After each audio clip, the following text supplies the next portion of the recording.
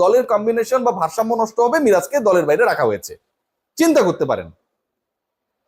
আচ্ছা, মোহাম্মদ সালাউদ্দিন যখন এই কথা বলেন, কিংবা বাংলাদেশের প্রধান নির্বাচক যখন উল্টাপাল্টা যুক্তি দেন যে মিরাজকে এই কারণে রাখা হয় না এবং এখন তো তারা দলভুক্ততাকে করেইছে, তখন তাদের কাছে ওই স্ট্যাটিস্টিক্সটা থাকে কিনা।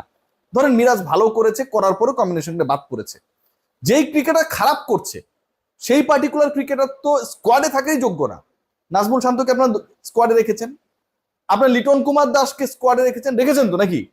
এই দুজন পার্টিকুলার ক্রিকেটারকে যখন আপনার স্কোয়াডে রাখেন, অথবা ব্যাটিং এ সারা জীবন ইন্টারন্যাশনাল টি-20 খেলে মাত্র 12 এভারেজে যিনি ব্যাট করেছেন, 98 স্ট্রাইক রেটে বেশি কখনো তুলতে পারেন নাই, তার সর্বোচ্চ স্কোর হচ্ছে 30, সেই পার্টিকুলার ক্রিকেটারকে যখন আপনার মিডল অর্ডারে গুরুত্বপূর্ণ রোলে দিয়ে দেন, গতকাল আসিফের ব্যাটিং আপনারা দেখেছেন, নাম্বার 5 ব্যাট করে, বাংলাদেশের শাক মেহেদী একই পজিশনে ব্যাট করে, ঠিক তখন আপনারা এই ব্যাপারগুলো চোখে দেখেন না।